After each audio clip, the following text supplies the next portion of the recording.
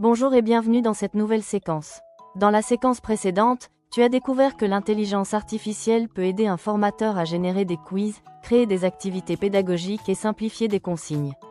Mais beaucoup de personnes utilisent ChatGPT et sont parfois déçues des résultats. Pourquoi? Parce que tout dépend du prompt que vous écrivez. Un prompt, c'est simplement la consigne que vous donnez à l'intelligence artificielle. Et plus cette consigne est claire, plus la réponse sera utile. Dans cette vidéo, je vais vous montrer un exemple très simple. Imaginons que je sois formateur dans un programme d'accompagnement entrepreneurial. Je veux créer une activité pédagogique sur le client cible. Je vais écrire un prompt très simple, propose une activité sur le client cible. Regardons la réponse. ChatGPT génère une réponse. La réponse est correcte, mais elle reste très générale. Elle n'est pas vraiment adaptée à ma formation. Maintenant, je vais utiliser un prompt plus précis. Tu es un formateur en entrepreneuriat. Ta tâche est de proposer une activité pédagogique pour expliquer le concept de client cible. Le contexte est la formation pour entrepreneurs débutants dans un programme d'incubation. Le format est une activité en 5 étapes.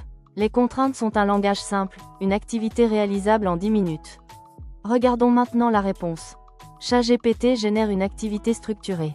Cette fois-ci, la réponse est plus détaillée, plus pédagogique et directement utilisable dans une formation.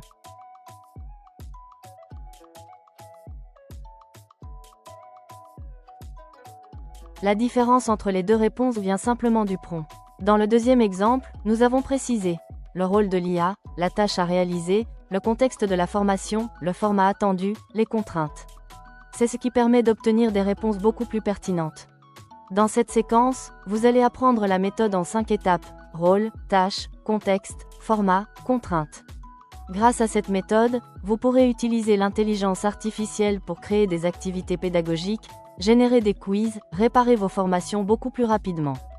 Dans l'activité suivante, nous allons découvrir comment construire un prompt étape par étape.